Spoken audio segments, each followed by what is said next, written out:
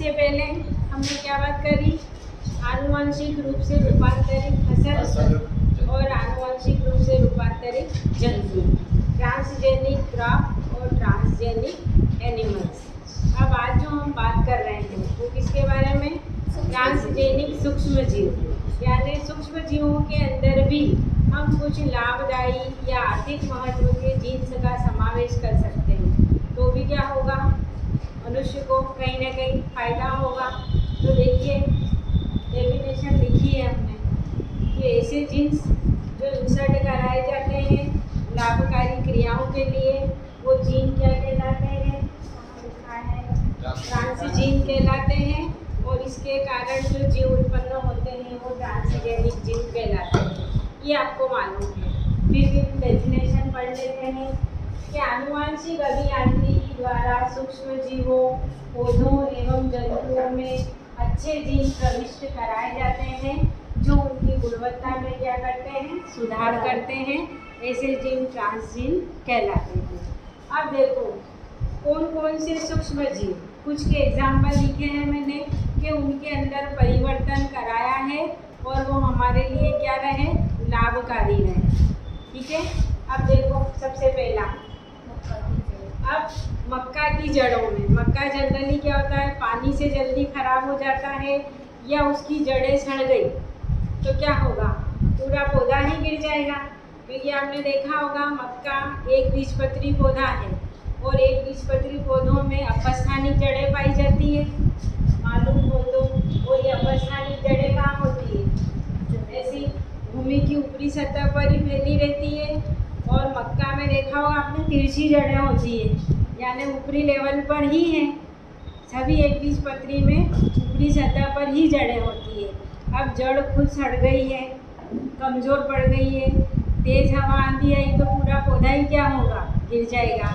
जबकि हम खेती या फसल क्यों उगाते हैं? कुल मिलाकर हमारा आर्थिक फ़ायदा हो और हमको अनाज भी मिले, तो हम खाएंगे क्या? ठीक है। तो वैज्ञानिकों ने क्या करा कि मक्का की जड़ों को संक्रमित करने वाले जीवाणु में जो रोग उत्पन्न कर रहा है या ख़त्म कर रहा है, तो क्या हो जाएगा? दूसरे जीवाणु से प्राप्त धनसु क्या हो रहा है? लिख रहे हो तो दूसरे जीवाणु से प्राप्त जीन का समावेश किया जाता है। ठीक। इसके कारण क्या होगा? कीट प्रतिरोधी हो जाएंगे और उनकी जो जड़ें हैं वो क्या होगा? खराब नहीं होगी। तो हमने जो वांछित गुण चाह रहे थे कि कीट प्रतिरोधी भी रहे और उसकी जड़ें जल्दी सड़े नहीं, तो ये लक्षण मिल गया। तो ये मक्के के अंदर जो जीवाणु रोग उत्पन्न कर रहा, उस जीवाणु के अंदर हमने दूसरे जीन प्रविष्ट करा दिए, तो जीन के अंदर परिवर्तन किया। ठीक है। फिर अगला देखो क्या लिखा हमने। अब हम लोग बार बार एक ही बात करते हैं कि लेग्यूमिनेसी फूल के पौधे क्या करते हैं?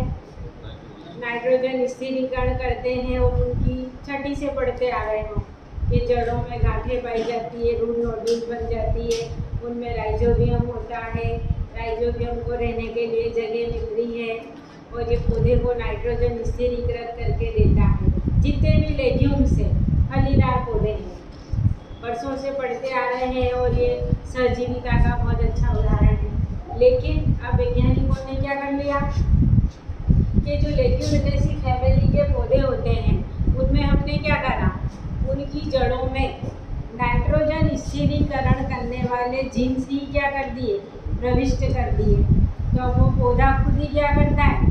किसी जीवाणु के ऊपर डिपेंड नहीं रहा, वो खुद अपने लिए नाइट्रोजन स्थिरीकरण कर पाने में सक्षम है। तो उन फलीदार पौधों के अंदर नाइट्रोजन स्थिरीकरण के लिए जो जीन प्रविष्ट कराए गए वो जीन क्या रहे? Nymph gene. ठीक है।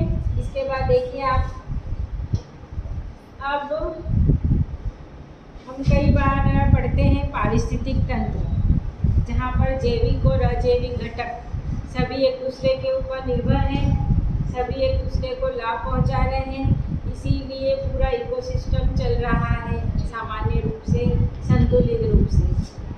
ठीक है। अब हम यहाँ आते हैं जलीय पारिस्थितिक तंत्र पर। जलीय पारिस्थितिक तंत्र में फाइटोप्लैंक्टन, जूप्लैंक्टन, यानी ऐसे सूक्ष्म पौधे फाइटोप्लैंक्टन कहलाएंगे और सूक्ष्म जंतु जो कंटिन्यू तैरते रहेंगे वो जूप्लैंक्टन कहलाएंगे। पादप प्लवक और जंतु प्लवक, इनके अलावा उनसे बड़े कुछ पौधे होंगे जल में डूबे हुए, जल में तैरने वाले। छोटी मछलियाँ होगी, बड़ी मछलियाँ होगी, उनको खाने वाली और बड़ी मछली होगी। सब तरह के जलीय जीव और जलीय पौधे रहेंगे, ठीक। और सूर्य का प्रकाश, जल, मिनरल्स, ये सारे वहाँ पर अजैविक घटक रहेंगे। अब हमने कई बार पेपरों में पढ़ा है या न्यूज़ में देखते हैं कि मतलब जो टैंक रहते हैं, तेल के टैंक, वो फट गए तो समुद्र की सतह पर क्या फैल गया? तेल फैल गया। इसके कारण इतनी मछलियाँ मर गई। और मछलियाँ देख पा रहे हैं मरी हुई, इसलिए पौधे भी मरते हैं। यानी कुल मिलाकर हमारा जो जलीय पारिस्थितिक तंत्र है ये प्रभावित हो जाता है। जलीय जीवों की जितने एरिया में फैला है, क्योंकि ऑक्सीजन का आदान प्रदान नहीं हो पाता है, तेल फैल गया तो जीव मर जाएंगे। अब ये भी नुकसानदायक है, तो इसके लिए क्या बनाया वैज्ञानिकों ने कि ऐसा समुद्री जीवाणु बनाया जो समुद्र की सतह पर फैले तेल को क्या करता है? खा लेता है या उसको समाप्त कर देता है। इसके कारण जलीय पारिस्थितिक तंत्र क्या हो जाता है? सुरक्षित हो जाता है। तो इस तरीके के जो नए जीवाणु बनाए गए, उनके अंदर जीन्स डाले ताकि वो उस तेल को क्या करते हैं? समाप्त कर देते हैं। तो ऐसे जो जीवाणु रहे वो क्या कहलाए? सुपर बग जीवाणु कहलाए, ठीक है। इसके बाद जो अगला है पुनर्योजी डीएनए तकनीक। डीएनए रिकॉम्बिनेशन के द्वारा, यानी जीवाणुओं के डीएनए में कुछ ऐसा परिवर्तन करा, इसके कारण क्या हुआ? भूमि में बिछी हुई बारूदी सुरंगों की पहचान भी की गई। ये तो हमें तो पता नहीं चल रहा कि कहाँ पर माइंस बिछी हुई है, कहाँ पर बारूद डला हुआ है, और हम जा रहे हैं घूमते हुए, या कोई भी जानवर भी चले गए तो क्या होगा? मर जाएंगे वो। इसलिए ये सुरक्षित रखने के लिए रिकॉम्बिनेशन डीएनए तकनीक द्वारा जीवाणुओं के अंदर कुछ ऐसे जीन्स डाले गए जिससे हमें बारूदी सुरंग का पता लग गया, ठीक। ये होमवर्क भी है जो दिया है तुमको, ठीक। इसके बाद रिकॉम्बिनेंट जीवाणुओं का उपयोग जैविक अवशिष्ट से काय में किया जा रहा है? एथिल अल्कोहल निर्माण भी किया जा रहा है। कहीं न कहीं होता होगा अपघटन के द्वारा इथाइल अल्कोहल का निर्माण, और इथाइल अल्कोहल के ऊपर तो पूरी क्या चल रही है? शराब उद्योग चल रहा है, जो हमारे सरकार की जो शासन का क्या है? टैक्स आता है, आय का बहुत बड़ा स्रोत है। तो कुल मिलाकर हमने अवशिष्ट पदार्थों से भी जीवाणुओं की मदद से क्या करा? एथिल अल्कोहल का निर्माण कर लिया। इस तरीके से सूक्ष्म जीवों के अंदर भी हमने अच्छे जीव इंसर्ट कराए और हमारा फायदा लिया। कोई डाउट इसमें?